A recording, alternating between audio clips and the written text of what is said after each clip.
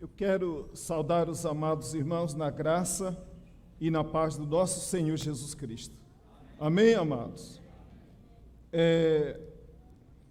Nós queremos, nesse momento, convidar você a abrir a sua Bíblia. Na carta que o apóstolo Paulo escreve aos Romanos, no capítulo 12, verso 1 e o verso de número 2. Nós vamos ler esses dois versos para a nossa meditação nesta noite. Nessa virada de ano, como durante o ano de 2021, nós temos pensado sobre o tema 2021, ano da constância, nós propomos para, a partir de agora, meditar com os amados irmãos, 2002, o ano da profundidade. E nós queremos usar esse texto da palavra para a nossa reflexão nesta noite. Carta do apóstolo Paulo aos Romanos, capítulo 12, verso 1 e o verso de número 2. Nesses dois versos eu quero destacar 3 verbos que aparecem nesse texto. O primeiro verbo que aparece nesse texto é apresentar. O primeiro verbo que queremos destacar, o verbo apresentar. O segundo verbo é o verbo conformar. E o terceiro verbo, o verbo renovar. Tendo por base esses 3 verbos, com o tema profundidade, vamos ler então Romanos capítulo 12, verso 1 e o verso de número 2. Assim diz a palavra do Senhor. Rogo-vos, pois, irmãos, pela compaixão de Deus. Paulo está fazendo aqui um apelo para os irmãos em Roma. Essa palavra rogo, como também nós poderíamos entender como peço, de uma maneira veemente, de uma maneira bastante enfática, ele fala da necessidade. Eu rogo para os irmãos, eu peço para os irmãos encarecidamente, para o seu próprio bem, não para o bem de outra pessoa, mas para o seu próprio bem. A melhor coisa que nós podemos fazer.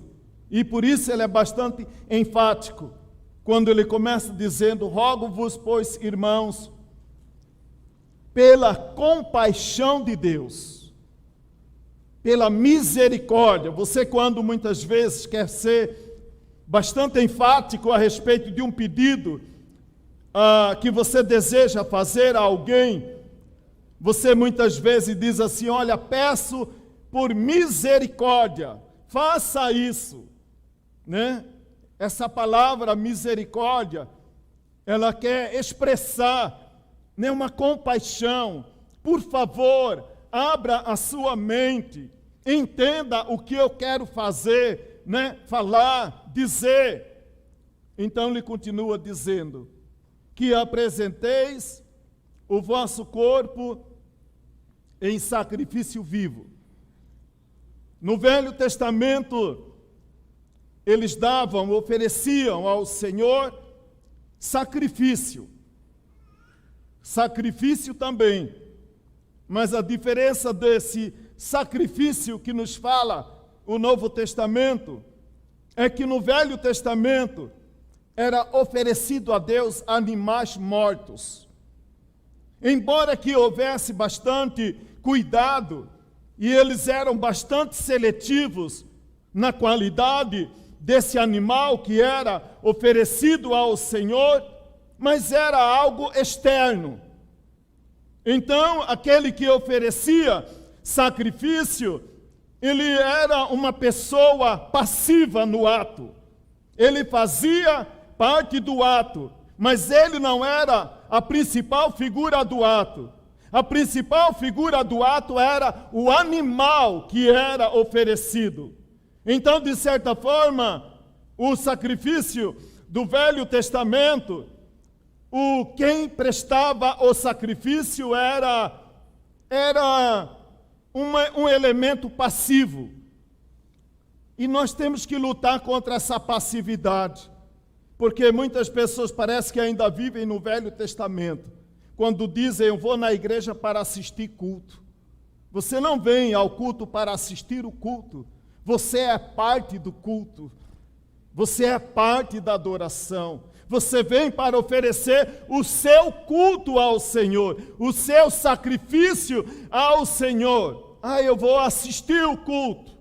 Não somos elementos passivos nesse ato que celebramos agora. Se entendemos que ainda somos elemento passivo no culto, então você está vivendo ainda na época do Velho Testamento. Porque eles iam lá e eles assistiam o animal ser queimado ao Senhor. Então, de certa forma, ele era um elemento passivo. O que agradava ao Senhor era a sua atitude, mas era o sacrifício do animal. Pouca coisa exigia dele. E Paulo continua dizendo que apresenteis agora não mais animais mortos, mas que apresenteis o vosso corpo em sacrifício, vivo, santo e agradável a Deus. Aí você olha, no final do verso número 2, termina da mesma maneira, dizendo que a vontade do Senhor ela é boa, perfeita e agradável. Paulo está falando do sacrifício que agrada ao Senhor. Qual é o sacrifício que agrada ao Senhor? Aí ele continua dizendo que é o vosso culto racional, que é um culto com entendimento. É quando eu estou disposto a apresentar o meu corpo como sacrifício ao Senhor. Nós vamos pensar sobre isso, com mais detalhe ainda. Número 2, verso de número 2. E não vos conformeis com este mundo. Paulo estava presenciando nos seus dias, onde as pessoas, para não sofrer a hostilidade do mundo, então eles começaram a moldar a sua vida de acordo com a vontade do Império Romano, para não sofrer perseguição, para não correr risco de prisão, para não correr risco de morte. Então muitos crentes, eles começaram a conformar a sua vida com o padrão do Império Romano. Porque contrariar o Império Romano podia significar prisão, morte, banimento e tantas outras coisas mais. Então, para não sofrer e ser simpático com o imperador romano, muitas pessoas começaram a entender, a achar que era possível agradar a Deus e agradar o imperador romano. Então, para não ficar mal com Deus e não ficar de mal com o imperador romano, eu não vou provocar a ira do imperador. E eu vou fazer tudo que o imperador ordenar, eu vou conformar a minha vida, vou amoldar a minha vida, para que eu não seja perseguido, para que eu seja aceito nos meus grupos sociais, no meu grupo de amigos, na sociedade. Não vos conformeis com este mundo. É outro destaque que nos fala a palavra do Senhor. Mas transformai-vos pela renovação do vosso entendimento, para que experimenteis qual seja a boa e perfeita vontade de Deus. Esse ano, como eu falei, ano que vem, a partir de agora, nós vamos meditar com muita frequência sobre esse tema, profundidade. Eu quero aqui, amados, citar outro texto da palavra, que está em Hebreus capítulo 5. As outras cartas, na sua maioria, as cartas do Novo Testamento, foi escrita para... Normalmente tinha um destinatário. Carta do apóstolo Paulo aos Romanos, carta do apóstolo Paulo aos Coríntios, carta do apóstolo Paulo aos Efésios, carta do apóstolo Paulo a Tito, a Timóteo. Mas aqui, quando Paulo escreve, ele escreve para, ou o autor escreve, não temos certeza que é o apóstolo Paulo que escreve Hebreus, ele escreve para os judeus que estavam dispersos pelo mundo. Também por causa da sua fé. Por causa da sua fé. Mas quando o apóstolo Paulo, quando o autor escreve, então, a carta aos Hebreus, lá no capítulo 5, verso 11 ao verso de número 14, ele fala de uma preocupação que ele estava tendo. Porque ele esperava que aqueles irmãos que estavam dispersos pelo mundo estavam vivendo numa dimensão mais profunda para com Deus. Mas ele percebe que não era bem assim. Não era bem assim a situação deles. Eu quero aqui dar uma sugestão aos irmãos. Eu dei essa sugestão hoje pela manhã. Tem um autor, um pensador, segundo o nome dele é Bauman, alguma coisa assim, me desculpe, né? É esse nome que a Luana falou aí, né? Então, amado, esse autor, se você ir no YouTube, você vai encontrar o que eu estou falando. Porque já vi lá no YouTube, tem. Ele fala sobre a sociedade pós-moderna, que é a sociedade que nós estamos inseridos. Ele fala que a sociedade pós-moderna, ela será marcada, ela será conhecida como a modernidade líquida ou sociedade líquida. Líquida é o contrário de sólido. Sólido, quando um elemento é sólido, ele é constante. Quando o elemento é líquido, ele é frágil, inconstante. E ele fala então que o nosso tempo será conhecido como uma geração líquida. E essa geração líquida, ela se relaciona com muitas pessoas, mas não relaciona com ninguém. Você percebe isso? Quantos grupos você faz parte aí de relacionamento? Relaciona com muitas pessoas, mas na verdade não relaciona com ninguém. E essa sociedade, por causa que ela vai ter uma sede por conhecimento, então vai ser disparado a época como nunca houve na história, uma geração que recebe tanta informação. Receber informação e ter conhecimento, há uma grande diferença. Informação, você recebe, por exemplo, nos TikTok da vida, né? Vídeo de 1 minuto, 30 segundos, uma piada, um recado, alguma coisa que te faz sorrir, alguma coisa que chama a sua atenção, mas já acabou, já passa por outro. Informação sem conhecimento. Ele fala também que os relacionamentos serão superficiais. E por isso ele explica por que os casais estão separando como está separando hoje. Porque os relacionamentos, eles não falam mais em casar, fala em ficar. Fica com um hoje, fica com o outro amanhã, fica, e não fica com ninguém. não tem compromisso com ninguém, ninguém pertence a ninguém, ninguém fica com ninguém por muito tempo. Tempos de incerteza, tempos de relativismo, tempo de desconstrução, tempo de ilusão, tempo de buscar conhecimento.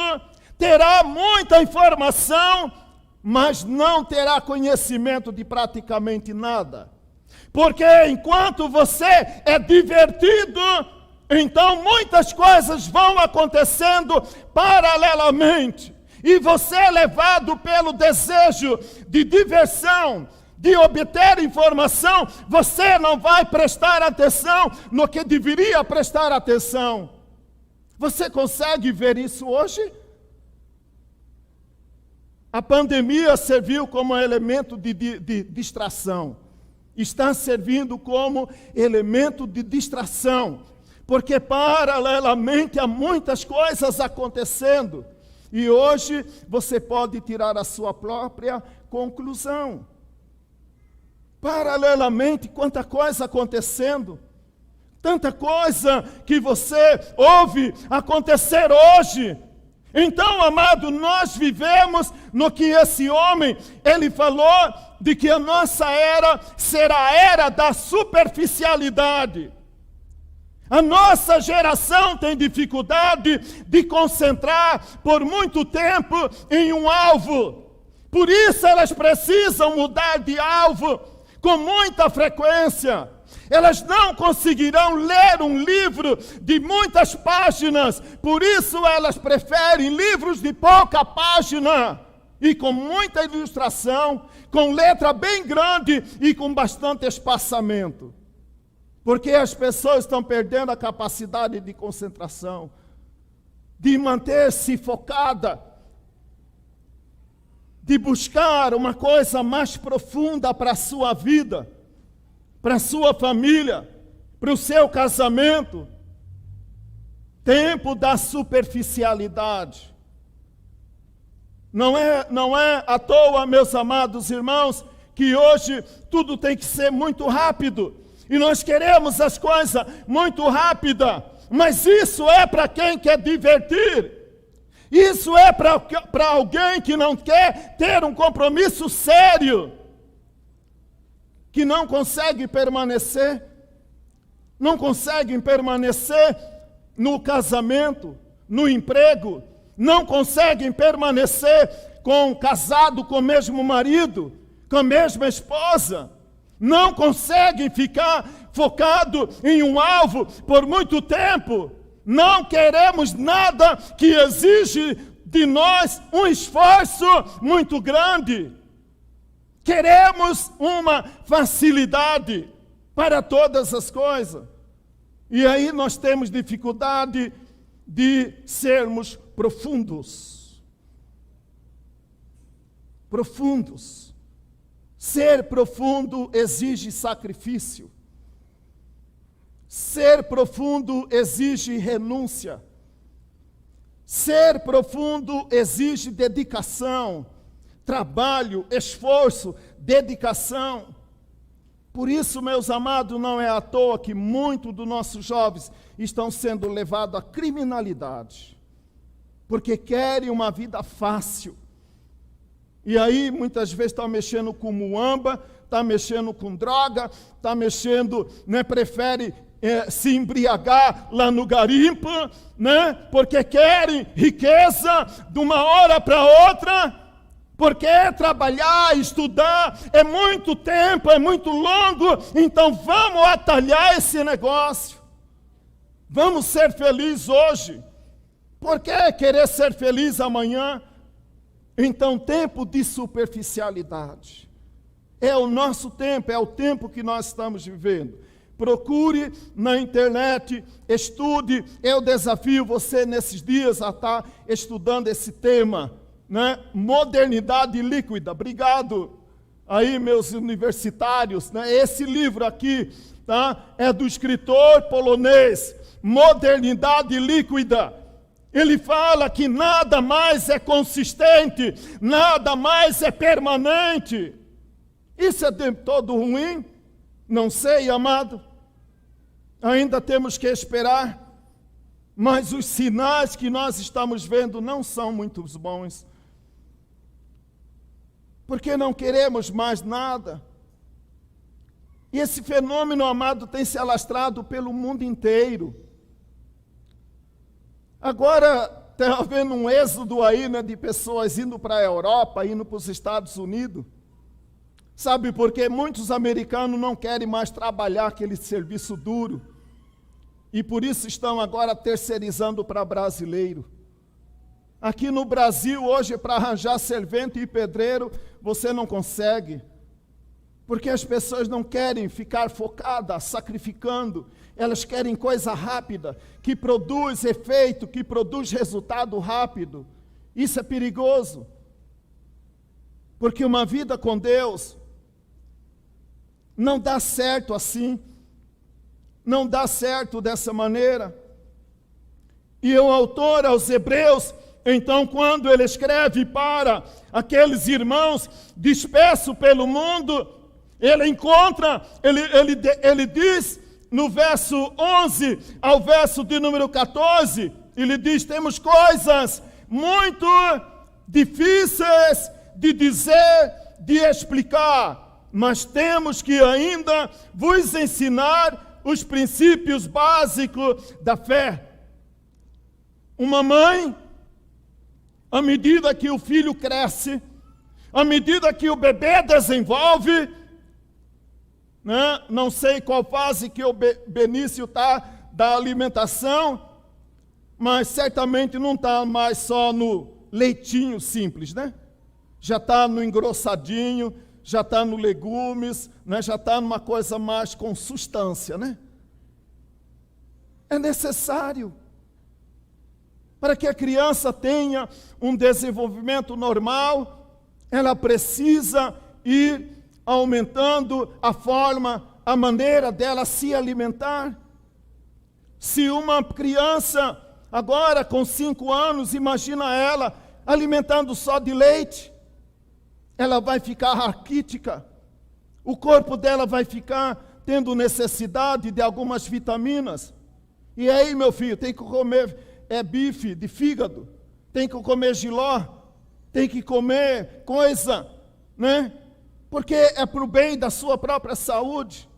Mas o autor, a carta aos Hebreus, ele falou: olha, eu gostaria que vocês já estivessem em outro nível, mas ainda temos que explicar os princípios básicos da fé para vocês. Agora veja bem hoje o que nós podemos comparar com a palavra de Deus, amado, com a realidade que nós estamos vivendo hoje. Muitas pessoas dizem: o importante é ser crente, não importa a igreja. Não, o importante é ser crente, não importa a igreja. Muito bonito, mas não é verdade. Hoje, se você quiser, tem todo tipo de igreja por aí. Mas nem todas têm compromisso com Deus e com Deus da palavra. Então, ser crente basta, não importa a igreja. Não é de Deus. Não é de Deus.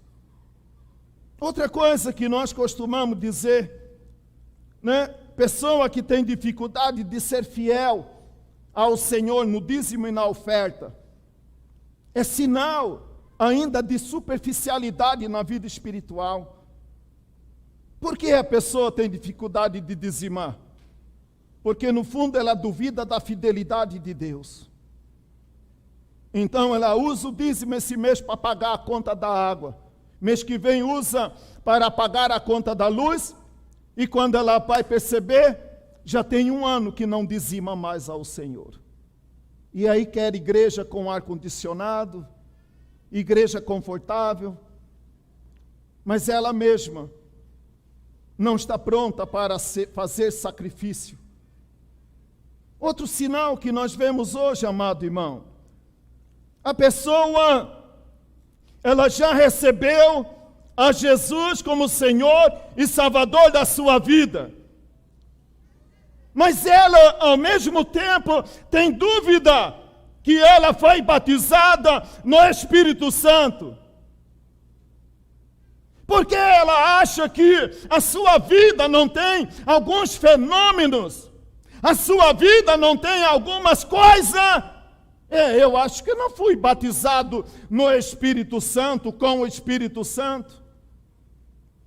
No dia em que você desceu às águas, o pastor que te batizou declarou: eu te batizo, meu irmão, eu te batizo, minha irmã, em nome do Pai, em nome do Filho e em nome do Espírito Santo do Senhor. Como você tem dúvida que não foi batizado no ou com o Espírito Santo? Apenas porque a sua vida não manifesta alguns sinais? Que sinal você quer para você perceber que o Espírito Santo do Senhor mora na sua vida? Que você é templo do Espírito Santo? Porque eu não falo, Quando você foi batizado, você lembra bem das palavras que foram pronunciadas. E elas foram pronunciadas porque são palavras bíblicas ordenadas pelo Senhor Jesus. Outra coisa que nós vemos hoje, amado: pessoa que já recebeu a Cristo como Senhor e Salvador, mas no fundo não tem certeza da salvação. Ela não tem certeza da salvação, ela está em crise a respeito da sua salvação. Outro sinal que nós vemos hoje: entendimento inconsistente a respeito do perdão, a respeito do pecado. Pessoa que ainda mantém uma vida inconsistente, ela não entendeu ainda o significado, o sentido do perdão que a palavra de Deus nos ensina. Por isso, apesar de serem crentes em Cristo, ainda usam algumas expressões, tal como: fulano de tal eu não perdoo, aquela pessoa eu não perdoo. Sinal de uma vida cristã superficial, porque ela não entendeu o que é perdão. Ela não entendeu o que é ainda pessoa que ainda carrega, apesar de ter a Jesus como Senhor e Salvador da sua vida, ainda vive com a sua mente cativa pelo acusador, que ainda a faz sofrer com pecado que Jesus nem lembra mais, mas você não consegue esquecer. E você martiriza a sua própria vida, sentindo-se como uma pessoa da pior espécie, quando o próprio Senhor já disse, já declarou que Ele, ao nos perdoar, Ele lança no mar do esquecimento todo o nosso pecado. Mas pessoa que ainda não conseguiu liberar perdão, nem sentir-se perdoada, por causa de alguma coisa que aconteceu. Pessoa que ainda tem dificuldade de entender o perdão. Nós temos muitas vezes, amado, convivido com pessoas que, apesar de dizerem que são crentes, mas ainda continuam acreditando que existe pecado para a morte e pecado que não é para a morte. Existe pecado neutro? Existe pecado do bem? Não, amado, porque todos pecaram e destituídos estão da glória de Deus. Todo pecado é para a morte. O salário do pecado é a morte. Todo pecado é para a morte. Mas ainda temos pessoas estragadas por algumas igrejas que pregam que existe pecado para a morte e pecado que não é para a morte. Todo pecado é para a morte. Não existe pecado do bem. Não existe pecado neutro. Agora querem dizer que existe linguagem neutra. Não existe. Mas são sinais, amado, de pessoas que ainda vivem uma fé superficial, inconsistente. que precisamos nos aprofundar mais e mais na presença do Senhor. O autor, esse mesmo autor, Paulo escreve em Romanos 11, verso de número 33. Eu quero que você preste atenção em algumas coisas que Paulo diz em Romanos 11, verso de número 33. Ele declara assim: ó profundidade da riqueza, tanto da sabedoria como do conhecimento de Deus. Quão insondáveis são os seus juízos e quão inescrutáveis os seus caminhos. Chamo a atenção dos amados para as primeiras duas palavras: riqueza e sabedoria. Riqueza e sabedoria. Paulo diz, amado, que quando nós entendemos, quando nós entramos em uma dimensão mais profunda de relacionamento com Deus, eu descubro qual é a maior riqueza que um ser humano pode receber. Mas a riqueza está associado à palavra sabedoria. E a palavra de Deus diz que o princípio do Senhor, o temor ao Senhor, é o princípio da sabedoria. Então, quando eu me aprofundo no meu relacionamento com Deus, em comunhão com o Senhor, eu descubro qual é a maior riqueza. Mas se você olhar, você vai perceber o que nós homens talvez mais buscamos na vida: riqueza. Quando na verdade a maior riqueza que você poderia receber em vida, você já tem, através de Cristo Jesus, morando no seu coração. Você já tem. Se você já tem, amado, por que você vive à procura de riqueza? Pessoas que ainda não descobriram essa realidade da sabedoria que vem da parte do Senhor. A maior riqueza é a nossa salvação em Cristo. Depois da nossa salvação em Cristo, eu não tenho dúvida que a maior riqueza que nós temos é a nossa família. A sua esposa é o seu maior tesouro. O seu marido é o maior tesouro. E a gente descobre isso quando fica doente, né, também. Né? Da minhazinha levar café na cama, né? Ô, tempo bom, né? E que não acabou não, amado. Eu sarei, ela continua fazendo isso. Riqueza. Quantas riquezas nós temos na vida? Quantas riquezas o Senhor já nos deu? Mas tem pessoas que ainda vivem à procura de riqueza. Alguma coisa que dê sentido à sua vida. Porque não compreendeu.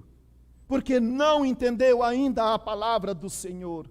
Os propósitos de Deus para a sua vida. A outra associação que eu faço aí, amado, quando eu olho para a palavra de Deus, é quando ele diz aqui a respeito do conhecer ao Senhor. Ele usa a palavra para conhecer ao Senhor. Ele usa a palavra, duas palavras, dois adjetivos: insondável e inescrutável. Quando nós encontramos com Cristo, recebemos a Cristo como Senhor e Salvador da nossa vida, nós passamos a ser morada do templo do Espírito Santo. Inescrutável, insondável, é o contrário de sondável. Salmo de número 139, a palavra de Deus diz que Deus sonda, Deus conhece todas as coisas. Aquele que nos criou sabe da nossa necessidade. Então, à medida que eu me aproximo dele, aquilo que é mistério para mim, ele começa a me revelar. Eu começo a entender, mas não posso entender se não me aproximar dele. E viver e buscar uma vida de relacionamento mais profundo, mais íntimo com Deus, com a palavra do Senhor. Você deseja aprofundar na sua relação com Deus, no seu conhecimento com Deus? Quando Paulo usa a palavra inescrutável, ele quer dizer para mim e para você que é algo que nós, por nós mesmos, não temos capacidade de penetrar, não temos capacidade de entender. Nós só passamos a penetrar nesse tesouro maravilhoso que o Senhor tem para cada um de nós, à medida que eu me aproximo dele. Não há atalho. Não há, isso não vem sem esforço. Isso não vem sem trabalho. Isso não vem sem sacrifício. E por isso, meus amados irmãos, que não é à toa, quando Paulo, agora, ele começa o verso de número 1 do capítulo 12, é como se ele quisesse mostrar para mim e para você, se eu e você queremos penetrar nesse universo, nesse conhecer ao Senhor, desfrutar das riquezas que Jesus conquistou na cruz, conquistou por nós e para nós na cruz, ele coloca a primeira necessidade: apresente o vosso corpo em sacrifício vivo, santo e agradável a Deus. Essa geração nossa tem dedicado o corpo para quê?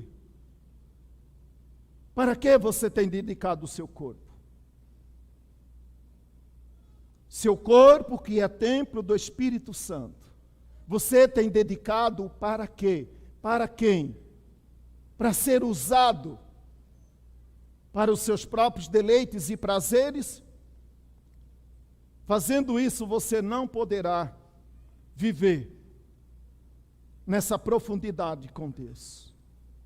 A sua vida será sempre superficial. Você nunca vai entender os propósitos de Deus. Por isso, hoje, amado, muitas pessoas perderam o norte por causa da pandemia. E não encontraram ainda. Perderam o norte, perderam a noção. Depois da pandemia, reencontraram o caminho do mercado, da academia, mas perderam o caminho da igreja. Superficialidade. Relacionamento superficial. Me relaciono com Deus, mas na verdade não relaciono com nada e com ninguém. Tenho compromisso com muitas coisas, mas não tenho compromisso com ninguém. Hoje você fica comigo, amanhã você fica com quem você quiser. Hoje eu tenho compromisso com você, amanhã a fila anda e já está na outra senha. Já está atendendo outra senha. Paulo diz, olha, apresente o vosso corpo. Apresentar o corpo, amado, não é uma atitude imposta, não é uma atitude exigida, não é uma atitude forçada, mas é uma atitude voluntária, onde eu ofereço o meu corpo como sacrifício santo e agradável a Deus, porque eu amo ao Senhor e compreendi que Deus tem o melhor para mim. Por isso eu não dedico o meu corpo para prostituição, para leviandade, para o vício, para a droga, para a bebida, para outros tipos de pecado, porque o meu corpo é templo do Espírito Santo do Senhor. E como gratidão por tudo que Ele é, por tudo que Ele fez, eu dedico o que eu tenho de mais precioso ao Senhor, a minha própria vida. E por falar nisso, quarta-feira tem reunião administrativa. Aproveita amanhã, terça e quarta durante o dia e coloque seu nome aí, apresente seu nome. Todos os ministérios da igreja precisam de gente para trabalhar. Tá bom? Se você está aí meio parado, né? O crente conformado não apresenta para nada. A pessoa conformada não apresenta para nada. Se a igreja vai fazer uma coisa, ela não apresenta. Se vai fazer outra coisa, ela está fora. Ela nunca se apresenta para nada, porque isso é um sinal de conformação. Paulo diz, apresente o vosso corpo como sacrifício santo e agradável a Deus. João, Evangelho de João 10, 15 ao 18, quando Jesus estava prestes para enfrentar a cruz, e muitas pessoas ficaram com dó, com pena de Jesus, porque ele falava da necessidade de entregar o seu próprio corpo para ser sacrificado na cruz. Mas as pessoas não haviam entendido. Então ele diz, olha, não se preocupem, eu dou a minha vida espontaneamente. Não dou a minha vida porque meu pai está pedindo. Não dou a minha vida porque as pessoas estão precisando. Eu dou a minha vida porque eu entendo que para isso eu nasci. E você também nasceu com um propósito. Você nasceu com um propósito. E você precisa encontrar o propósito do seu viver, da sua existência. E você vai descobrir isso quando colocar a sua vida no altar e dizer, pastor, eu quero ajudar a igreja ano que vem, assim ou assado. Pastor, eu não sei fazer. Deus capacita aquele que Ele chama. Apenas obedeça e Deus vai te capacitar. Deus vai te abençoar. Apresente o vosso corpo. Filipenses capítulo 2, verso de número 5, Paulo escrevendo aos Filipenses diz, haja em vós o mesmo sentimento que houve também em Cristo Jesus. Sentimento, amado, não é se eu sentir, eu vou fazer. Se eu sentir, eu vou dedicar. Sentimento significa aqui, amado, uma decisão pessoal, determinada, uma posição voluntária que dá a sua vida. Paulo diz, olha, que haja em vós o mesmo sentimento que houve também em Cristo Jesus. Que não ficou olhando para o sofrimento que ele ia sofrer por causa do nome, por causa do Evangelho, mas ele sabia, foi para isso que eu nasci. Eu nasci para te adorar, eu nasci para te obedecer, eu nasci para fazer a sua vontade, eu nasci para cumprir os seus propósitos. Porque sabemos, amado, que só podemos ser felizes quando encontramos o propósito de Deus para a nossa existência. Senão você vai continuar buscando riqueza e tantas coisas mais, e vai continuar vivendo no mundo de frustração, de depressão, de angústia. Entregue a sua vida ao Senhor, dedique a sua vida para trabalhar ao Senhor, e Deus vai tirar esse vazio da sua alma, Deus vai tirar esse vazio da sua mente, porque a sua mente será ocupada pelo Espírito Santo do Senhor, e porque mente vazia é a oficina do diabo. Pesada essa última afirmação, mas é real. A outra palavra que vemos aí, amado, é a palavra não se conforme. Uma pessoa conformada, ela nunca sai do lugar. Ela não busca mudança na vida, porque ela é conformada. Uma pessoa conformada nunca se apresenta para nada. Ela é conformada. Jesus já me salvou, eu vou para o céu. Ela é conformada. Ela nunca, nada incomoda ela, nada mexe com ela. Paulo diz, não se conforme com esse mundo. Na época do apóstolo Paulo, como já falei, muitas pessoas, para não serem perseguidas, não serem odiadas, não serem mortas, preferiram viver em paz com o mundo. Mas quem quer viver em paz com o mundo não pode viver em paz com Deus. Quem quer ser amigo do mundo não pode ser amigo de Deus. Não pode as duas coisas. Quem entendeu que agora é sal, não pode querer ser açúcar. Quem nasceu para ser luz, não tem como conviver nas trevas. Porque todo lugar que ela chegar, a luz dela vai brilhar. A luz dela vai brilhar. Deixe a sua luz brilhar. Não apague essa luz que Jesus acendeu no seu coração. Não se conforme com este mundo. Não se conforme com a sua vida espiritual. Não se conforme do jeito que você está hoje. Deus tem muito mais para você, meu irmão. Deus tem muito mais para você, minha irmã. Esse ano é ano de você buscar uma vida mais profunda com Deus, uma vida mais profunda com o Senhor. Não vos conformeis com este mundo. Mateus capítulo 5, verso 13 e 14, né? Já falei sobre esses versículos. Vós sois o sal da terra, vós sois a luz do mundo. João 19, verso de número 36. O meu reino não é deste mundo. O meu reino não é deste mundo. Nós estamos no mundo, amado, mas não somos desse mundo. Nós pertencemos à nova Jerusalém que Jesus foi preparar. Um dia tudo isso aqui vai chegar ao fim. Eu não sou desse mundo. Você não é desse mundo. Por isso o mundo não te entende. Por isso o mundo tem crise com você. Por isso o mundo não concorda do jeito que você pensa.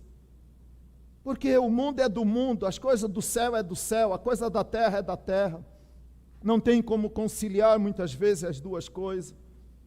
E Timóteo, 2 Timóteo, né, Paulo diz, como já estudamos aí, Demas, tendo amado o presente século, partiu para o mundo, partiu para outra, deixou Paulo, porque amou o presente século.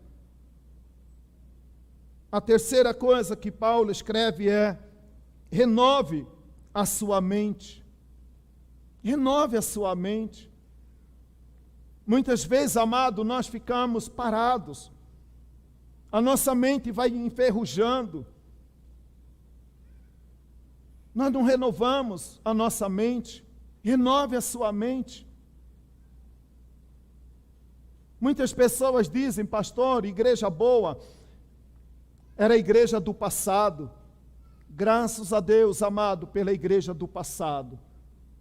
Por causa dos irmãos do passado que nós estamos aqui. Mas a próxima geração depende de nós, para que o evangelho chegue até elas. Renove a sua mente.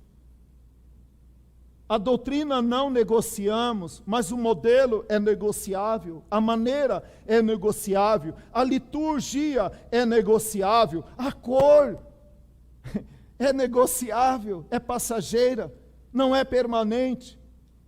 A doutrina é permanente.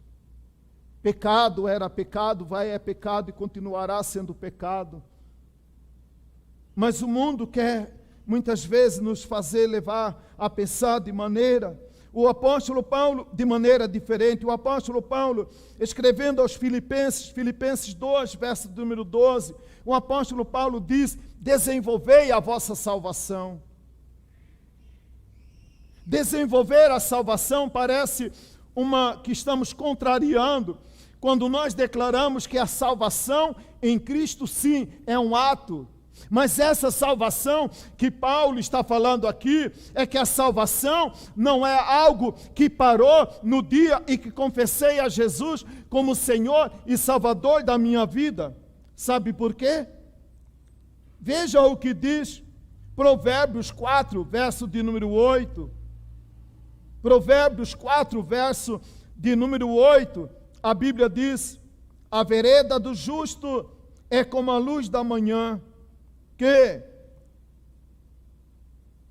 vai resplandecendo gradativamente, até que torne dia perfeito.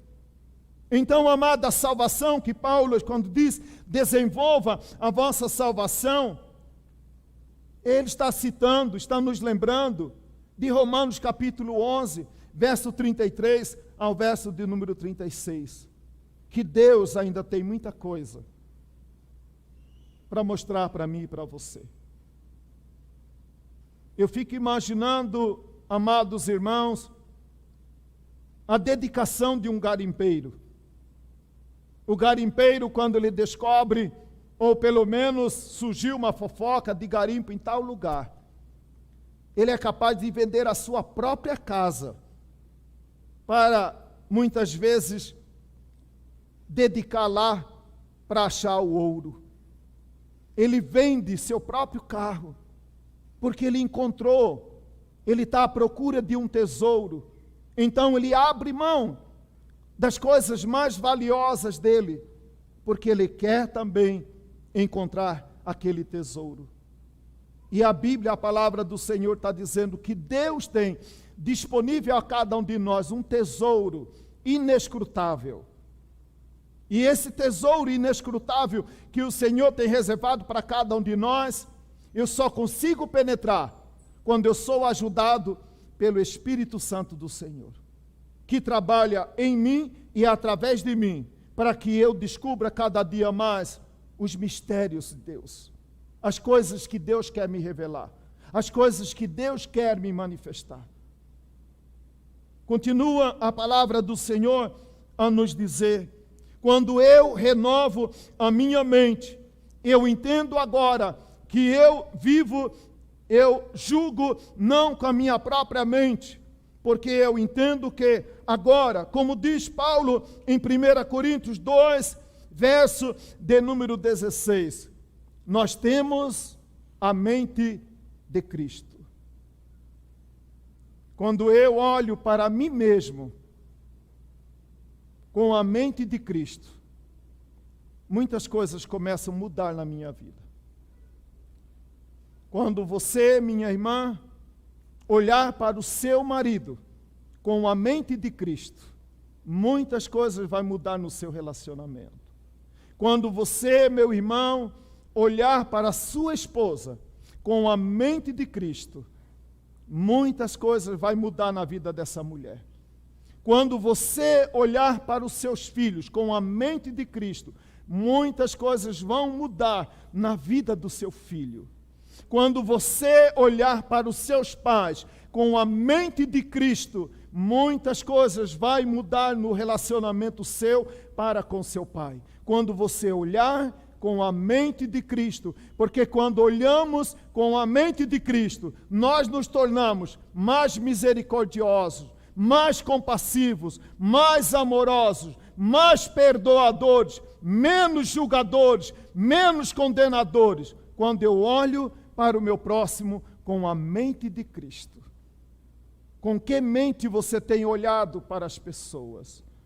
Quantas pessoas sofrem porque muitas vezes aquela pessoa que está ali bem próximo dela deveria mudar o seu olhar, o seu modo de pensar, mas não muda, porque continua olhando talvez com a mente da velha criatura, com aquela natureza caída e pecaminosa.